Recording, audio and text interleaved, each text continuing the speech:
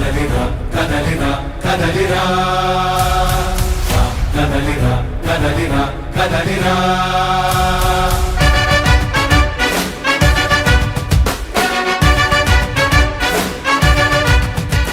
ఈరోజు ఎన్టీఆర్ నగర్ 11వ డివిజన్లో రోడ్లు చూసినట్లయితే ఒక నెల్లూరు కార్పొరేషన్ ఏ విధంగా ఉండాలి, 6 సంవత్సరాల కిందటే నారాయణ గారు తీర్చిదిద్దారు.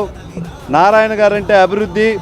ఈ రోజున ఇక్కడ పార్కులు అయితే ఏమి, కార్పొరేషన్ లిమిట్లో పార్కులు ఉండాలి, అండర్ డ్రైనేజ్ ఉండాలి, మినరల్ వాటర్ సప్లై ఉండాలని అప్పట్లోనే ఆయన ఎన్నో చర్యలు తీసుకొని 70% వరకు పూర్తి చేశారు.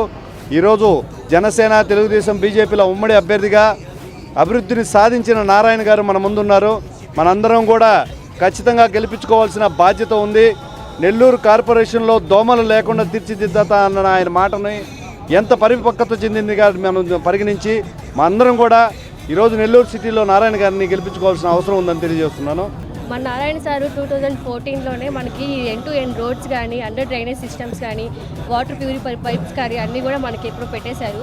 జస్ట్ కనెక్షన్స్ ఇచ్చే టైంకి మన ప్రభుత్వం మారిపోయింది. ఇప్పుడు మనం తెలుసుకున్నాం. ఇప్పుడు ఈ ప్రభుత్వంలో 5 సంవత్సరాలు ఏం లాస్ అయ్యాము, ఏం అభివృద్ధి లాస్ అయ్యాము, పథకాలు లాస్ అయ్యాము. ఫస్ట్ ఆఫ్ ఆల్ మన నెల్లూరు కావాల్సింది అభివృద్ధి. మన నారాయణ సార్ ఖచ్చితంగా ఓటేసి ఈ ఎండ్ టు ఎండ్ రోడ్స్ ఇవన్నీ కూడా ఎంతో స్మార్ట్ సిటీ అయింది.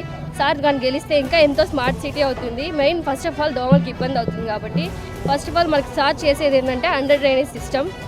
తప్పకుండా అందరికి ఓటేసి సార్ని గెలిపించాలని కోరుకుంటున్నాను.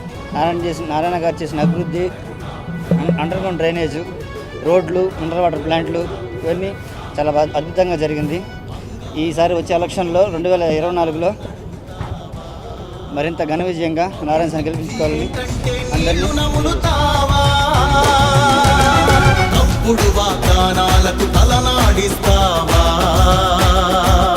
నిజం అబద్ధాలను ఇంత